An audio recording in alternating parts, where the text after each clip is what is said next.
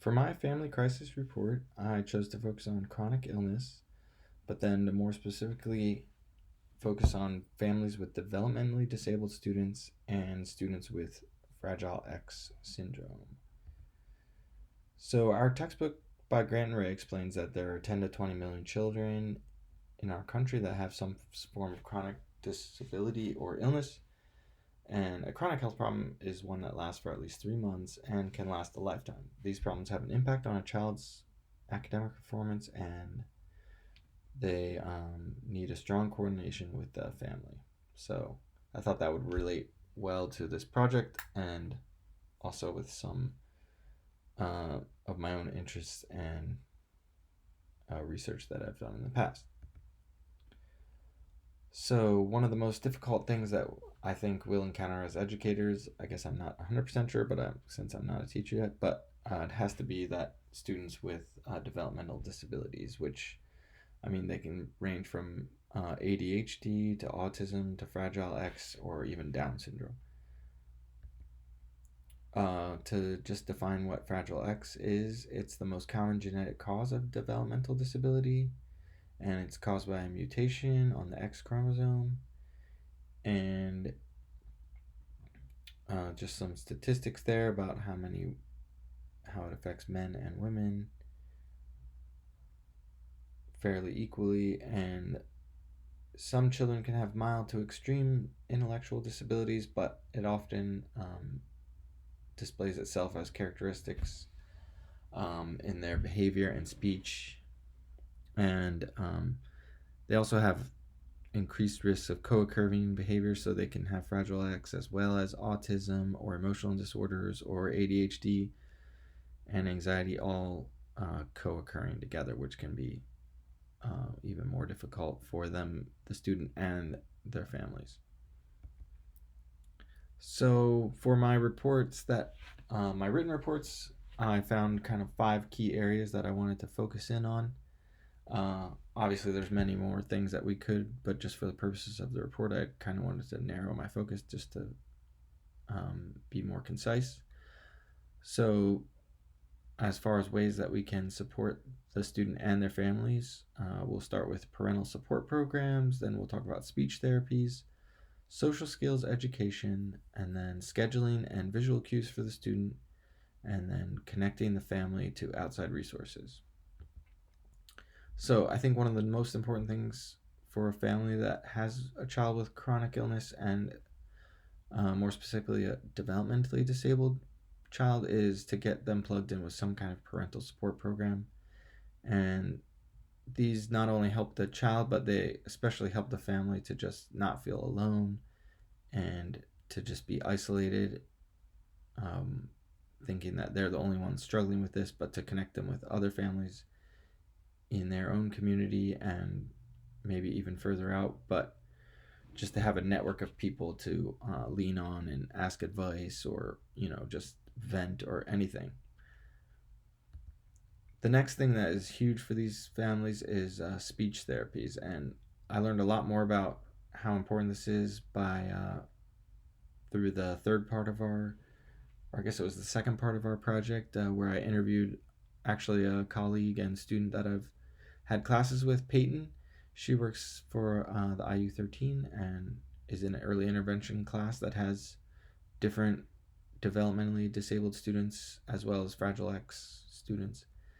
And many of them are nonverbal. And she just explained to me how, focusing on their speech, and they have a speech therapist, multiple times a week, and are able to either, help them to slow the way they're speaking and focus on strategies to help them communicate their needs to their caregivers and family, but also using, different things for nonverbal students as well to communicate their needs.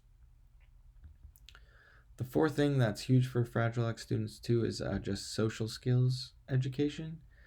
And often these students, whether they have autism as well, are unaware of, the social and emotional intelligence and just how significant those skills are in helping them communicate their needs. So, along with speech and kind of goes hand in hand together, but specifically just focusing on like the please and thank yous and giving them rewards for when they do these skills correctly.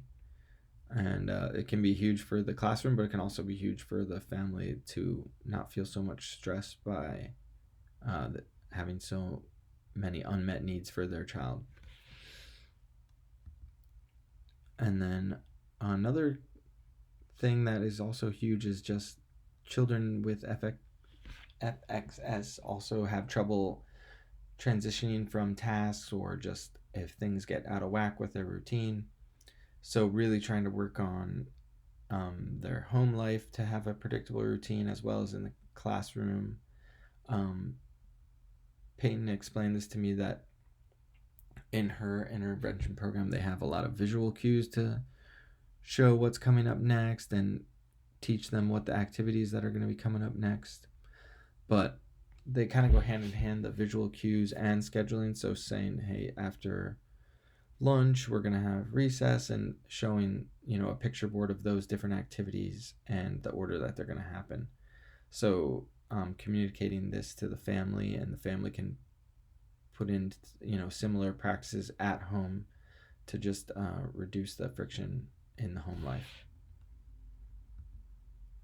And then another huge thing for the family is connecting them to the outside resources. And from some of my research, I found many families with disabled children experience financial hardships regardless of their socioeconomic status. It's just can be a strain on families, and you can see some of the statistics there that caregivers experience, 60% of them experience a negative family financial and employment impact just because of, their student has more needs, so they might have to call off work, or one parent might need to, stay home from work entirely. But then also, as teachers, we can connect these families to different resources. And especially when I was interviewing Peyton, she said, their program can provide transportation services and also help them with having the correct safety harnesses and things, because those can be quite expensive sometimes and specialized for different students. So connecting them with those kind of resources. And then even just teachers can act as that point of contact where, they might be uncomfortable reaching out on their own, but, sometimes the teacher is someone that a family is comfortable with, and we can, point them in the right direction as far as, if they need help with food or finances or housing, or even if it's just something like transportation to a school activity or a medical appointment. Teachers can act as, a middleman sort of, and that can be a huge just win for them, and something that we can help, and it doesn't even take that much of our time. So here are some resources that I had found even right here in our own community that are available for developmentally disabled students and their families. And there's QR codes there to follow the links and everything. So yeah, thanks for listening to my presentation. And here's the references as well. All right.